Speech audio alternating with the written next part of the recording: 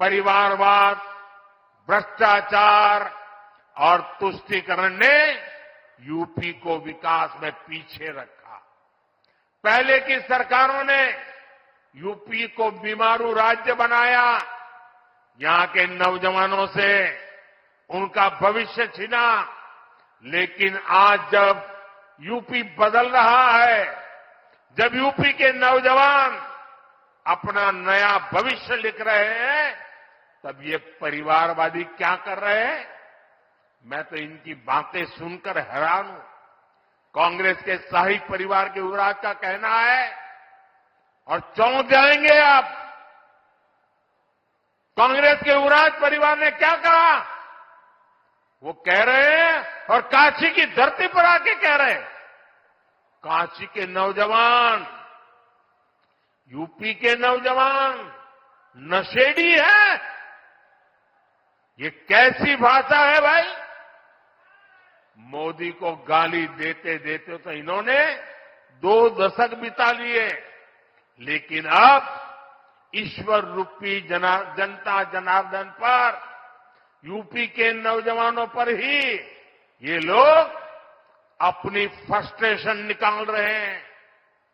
जिनके अपने होश ठिकाने नहीं है, वो यूपी के मेरे काशी के बच्चों को नशेड़ी कह रहे हैं।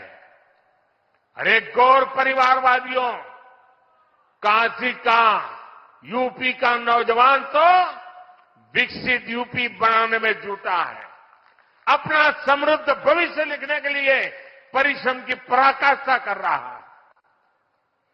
इंडी गठबंधन द्वारा यूपी के नौजवानों का अपमान कोई नहीं भूलेगा। साथियों, गौर परिवारवादियों की यही असलियत होती है। परिवारवादी युवा हमेशा परिवारवादी युवा शक्ति से डरते हैं, युवा टैलेंट से डरते हैं। उनको लगता है कि सामान्य युवा को अवसर मिला तो वो हर जगह चुनौती देगा। इनको वही लोग पसंद आते हैं जो उनकी दिन रात जय जयकार करते रहें। आजकल तो इनके गुस्से का, इनकी बौखलाहट का एक और भी कारण है। इनको काशी और अयोध्या का नया स्वरूप बिल्कुल पसंद नहीं आ रहा। आप देखिए, अपने भाषणों में राम मंदिर को लेकर कैसी कैसी बातें करते हैं, कैसी कैसी बातों से हमले करते हैं। मैं नहीं जानता था कि कांग्रेस को प्रभु श्री राम से इतनी नफरत है। भाई और बहनों, ये अपने परिवार और अपने वोट बैंक से बाहर देख ही नहीं सकते, सोच ही नहीं सकते।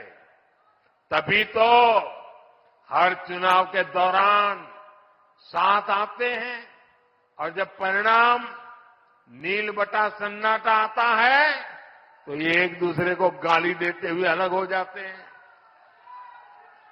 लेकिन ये लोग जानते नहीं, ये बनारस हो, यहां सब गुरु हो,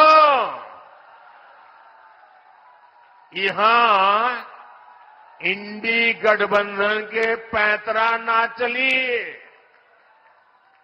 बनारस नहीं, पूरे यूपी के पता हो, माल वही है, पैकिंग नहीं है।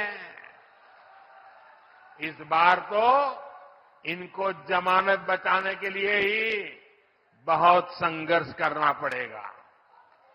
साथियों, आज पूरे देश का एक ही मूड है, अब की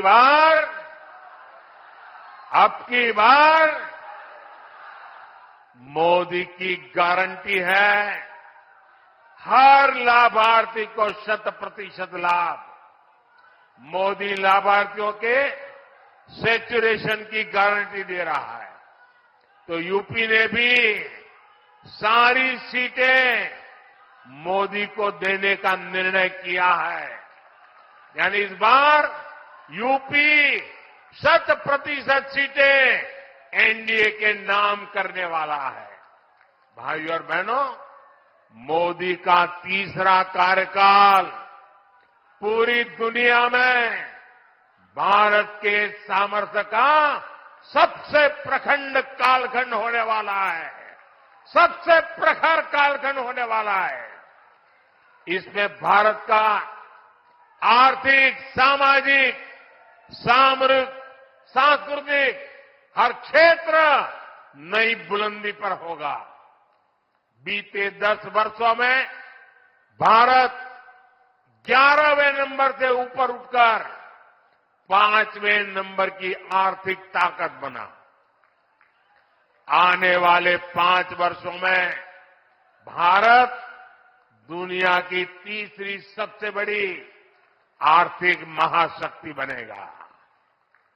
बीते 10 वर्षों में आप देश में देख रहे हैं कि सब कुछ डिजिटल हो गया है।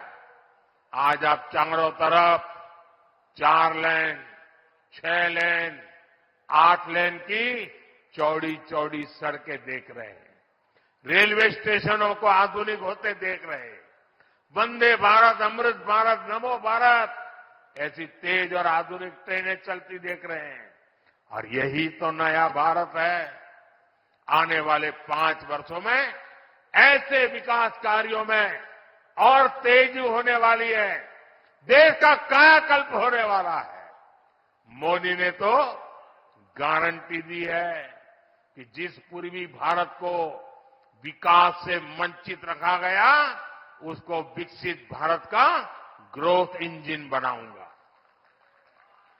वाराणसी से औरंगाबाद के 6 लेन हाईवे का पहला फेज पूरा हुआ है।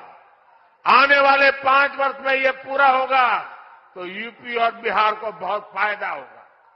वाराणसी, रांची, कोलकाता एक्सप्रेसवे, इससे बिहार, झारखंड और पश्चिम बंगाल की दूरी और सिमटने वाली है। भविष्य में बनारस से कोलकाता के सफर का समय करीब करीब आधा होने जा रहा है। साथियों, आने वाले 5 वर्षों में यूपी के काशी के विकास में भी नए आयाम जुड़ेंगे। तब काशी रोपवे जैसे आधुनिक यातायात में सफर करेगी। एयरपोर्ट की क्षमता कई गुना अधिक होगी। काशी यूपी नहीं, देश की भी एक महत्वपूर्ण खेल नगरी बनेगी।